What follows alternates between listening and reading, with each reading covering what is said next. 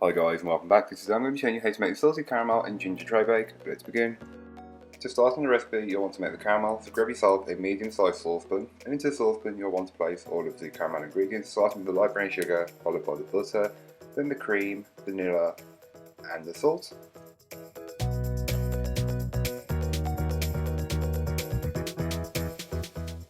You can then go ahead and place it onto the hob over a medium-high heat and continuously stir mixing until everything has dissolved and you can't feel any of the granules of sugar in the bottom of the mixture. Once you've achieved that, you can then give the bowl a good scraping down and transfer the mixture into a jar and allow it to cool completely.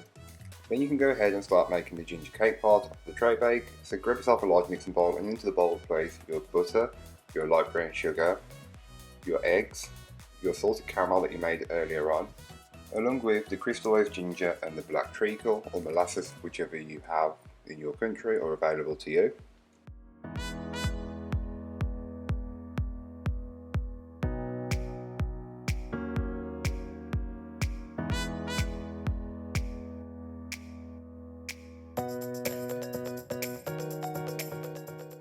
Then you can start to mix everything together on a medium-high speed just until everything has come together and the mixture has become smooth. Once it's smooth, you can start mixing and adding your dry ingredients.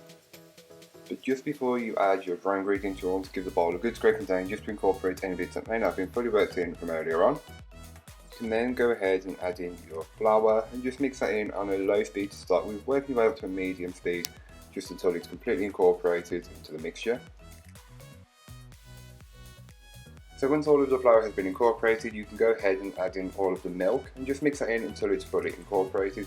This mixture may be a bit looser than your standard cake batter, but that is completely normal. You'll then want to give the bowl a good scraping down just to incorporate any bits that haven't been fully worked in. You can then go ahead and grab your prepared 9-inch square baking tin or tray and pour your batter directly into it and just spread it out as you need to. You can then go ahead and bake it up. All of the information will be in the blog post, which will be linked down below, so don't forget to go and check it out if you are interested in making this recipe. Once your tray bake has been out of the oven for around 5 minutes, you can then go ahead and pour over the caramel on top of the tray bake. Just spread it out using the back of the spoon and get a good coverage completely over the cake. Then you'll notice that once it's cooled down, the caramel that you put on top isn't there. It's soaked into the ginger tray bake and makes it so much better. Once it's cool enough, you can then slice it up.